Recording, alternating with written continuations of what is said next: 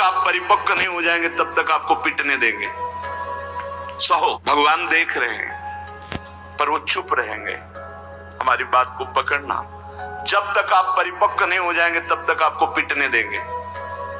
सहो, भगवान आदेश करते हैं, अर्जुन के सामने खड़े, मात्रा स्पर्शास्तु कौन्तेय शीतोष्ण सुख दुखदा आगमा पाइनो अनित्यास्तास्तिति क्षस्व भारत। ये नाशवान है, आने जाने वाले दुख सुख इनको सहो।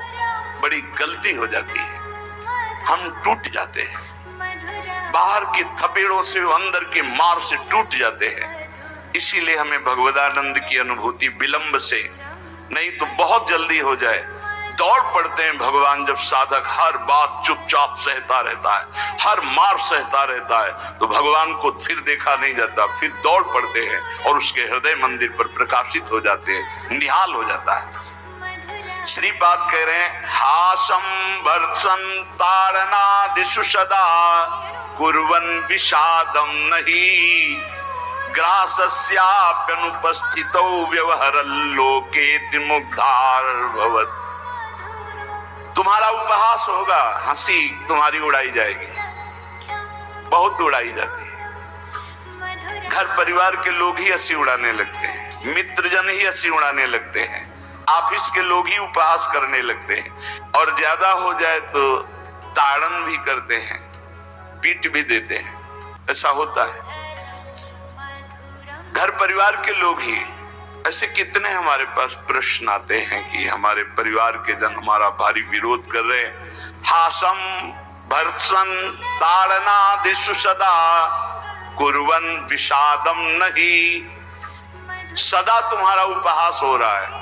बहुत कठिन है प्यारे, बहुत कठिन है। प्रवचन कर लेना सरल है, प्रवचन सुन लेना सरल है, सहना बहुत कठिन है। जब बाहर से निंदा हो और अपमान का समय हो और अंदर से इंद्रियां और मन साथ ना दे, फिर सोचो उस उपासक की दशा क्या होगी। उसी समय सत्संग के वचन उसे बचाते हैं। यदि शास्त्र और सत्संग का स्वाध्याय और श्रवण है तो बच जाओगे, नहीं तो मार देंगे अंदर के शत्रु और बाहर के शत्रु। ये परमार्थ बहुत बड़ी वस्तु है, बहुत बड़ी वस्तु, अनंत जन्मों की बिगड़ी बनने वाली। बस गेम है, थोड़ा सह जाओ आगे निकल जाओगे, पर बहुत कठिन है। हम इसलिए कह रहे हैं किसी मार्ग पर चल कर बोल रहे हैं। ऐसे पढ़ करके प्रवचन कर लेना अलग है, लेकिन छाती में वार सह के और फिर कदम बढ़ाना, वो आह ही निकलती है। वो प्रभु का बल ही काम करता है। वो आपको गिराने की कोशिश करेगा, उठाने की कोशिश नहीं करेगा। उठा सकते हैं तो महापुरुषों के वचन और भगवान के वचन जो शास्त्र कहे, बकाया और कोई नहीं। जब ये पढ़ते हैं दास्तितिक्षस्व भारत, सह जा इनको, तो हिम्मत आती है। जो सह गया वही परम पद का अधिकारी हो गया, वही अमृत पद का अधिकारी। हिम्मत बनती, चलो चलो और आगे बढ़ो, सहो। विषादम नहीं, हृदय में विषाद नहीं होना चाहिए। आपका उपहास होगा, तिरस्कार होगा, गाली मिलेगी, निंदा मिलेगी। हो सकता है तुम्हारे मित्र तुम्हारा त्याग कर दें, परिवार के लोग तुम्हारा त्याग कर दें, ऐसा भी हो सकता है। ग्रासस्याप्यनुपस्थितौ व्यवहरल्लोके मुग्धार भवत्। हो सकता है कि तुम्हारे खाने पीने की व्यवस्था में भी व्यवधान पड़ जाए। देख लो, तितिक्ष ब्राह्मण को बांध लिया, प्रसाद उसका छीन लिया, उसकी पिटाई की बहुत। एकादश स्कंद में क्या दोष था? केवल भगवान के भजन के लिए दृढ़ नियम लिया था, मौन रहूंगा, बोलूंगा नहीं, चाहे जितना सताया जाऊं, कभी भगवान के मार्गों को नहीं छोड़ूंगा। शुरू हो गया जीवन में उपद्रव उसके। कह रहे हो सकता है कि आपको ग्रास लाभ के लिए भी परेशानी आ जाए, जैसे सुदामा जी को।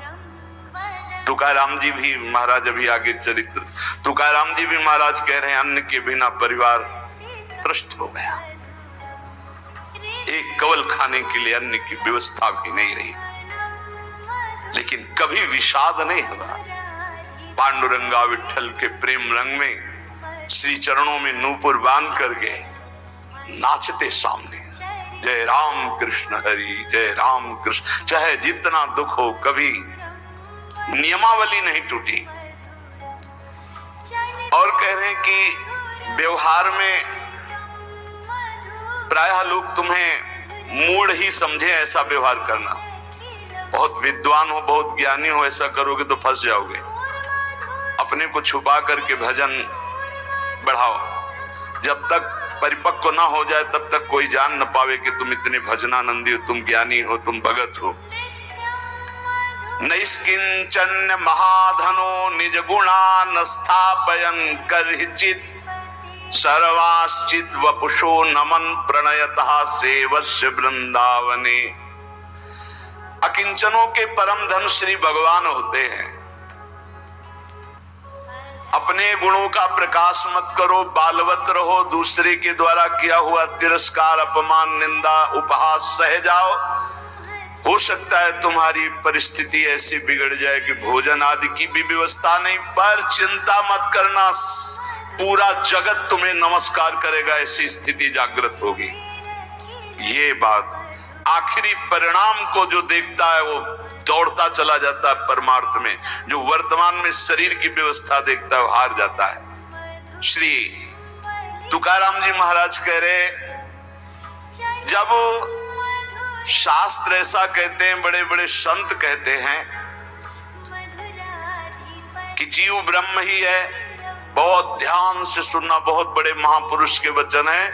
बहुत माल मिल जाएगा परमार्थ में चलने के लिए, बहुत मालामाल हो जाओगे अगर पकड़ लोगे। तुका मन राखो अंकुश अधीन, प्रतिदिन नवीन जागरण, एकांत में बैठ शुद्ध करो चित्त, सो सुख अनंत पार नाही, आय के ही में रहेंगे गोपाल, साधन सुफल घर बैठे भगवत प्राप्ति का उपाय। कह रहे हैं शास्त्रों में लिखा है, संतों ने कहा है, जीव ही ब्रह्म है, ब्रह्म ही शरीर भाव को प्राप्त होने के कारण जीव कहा गया। बिल्कुल अकाट्य शब्द है, इसमें कोई संशय नहीं। जीव शिवा, शिव जीवा, जो शिव है सब में विराजमान है, वही तत्व है। वो अपने स्वरूप को भूल गया, शिवहम, और इस देह भाव को प्राप्त हो गया तो जीवत्व तो उसके आगे जीव कह दिया गया। जैसे कई बार एक बिल्कुल ग्रामीण भाषा में इस बात का उदाहरण दिया कि जीव क्यों कहा गया। जैसे हम देखते हैं कि एक आदमी रिक्शा चलाता है, उसको बोलो रिक्शा, वो खड़ा हो जाएगा। वो क्या रिक्शा है क्या? नहीं, ये भी नहीं कहा ये रिक्शा चालक, ऐसा भी नहीं कहा, रिक्शा, वो खड़ा हो गया। क्यों? तदात्म है रिक्शा में। फिर कुछ दिन बाद वो पैसा बढ़ता है, टैक्सी खरीद लेता है, अब उसको बोलो रिक्शा, नहीं खड़ा होगा, टैक्सी, खड़ा हो गया। क्यों? अब वो टैक्सी में तदात्म है, वो टैक्सी नहीं है पर टैक्सी में तदात्म। ऐसे ये शरीर पांच भौतिक है, स्त्री पुरुष इस शरीर का संबोधन है, उत्तम अधम इस शरीर को लेकर के है। वो सच्चिदानंद तत्व एक निर्विकार अनंत घड़ों में एक ही प्रकाशित हो रहा है। जब जीव, श्री तुकाराम जी महाराज कहते हैं, बहुत आनंद का विषय ये साधक के लिए, जब जीव ब्रह्म ही है, ब्रह्म से भिन्न नहीं है, यदि ये संत वचन सत्य है, शास्त्र सिद्धांत सत्य है, संतों का अनुभव सत्य है, तो ये सबको प्रतीत क्यों नहीं हो रहा कि सब ब्रह्मानंद स्वरूप हैं? क्यों नहीं प्रतीत हो रहा? बहुत सुंदर बात है। भगवान सर्वगत है, सब में है, समरूप है, बराबर, कमी बेसी नहीं कि चींटी में छोटा भगवान है, हाथी में बड़ा भगवान है। वो आत्म तत्व देवता में, ब्रह्मा में, चींटी में, हाथी में, सब में समान है। और जो ऐसा देखता है वही ज्ञानी है। विद्या विनय संपन्ने ब्राह्मणे गवि हस्तनी स्वनी चौपाके च पंडिता समदर्शिना। जो विद्या विनय संपन्न ब्राह्मण में, गाय में, हाथी में, कुत्ते में, चांडाल में एक ही परमात्मा तत्व को देखता है, वही परम ज्ञानी महात्मा पंडित कहा जाता है। पंडिता समदर्शिना। वो परमात्मा सम है, सर्वगत है, सबके हृदय में है, सब भूतों में है, अर्थात सब जीवों में है। वो सर्वभूतांतरात्मा कहा गया है, वह सर्वव्यापी कहा गया है, वह सर्व साक्षी कहा गया है। वो जल में है, वो थल में है, वो काष्ठ में है, वो पाषाण में है। कोई जगह खाली नहीं जहां भगवान ना हो। फिर तुम क्यों नहीं देख पा रहे हो कि भगवान है?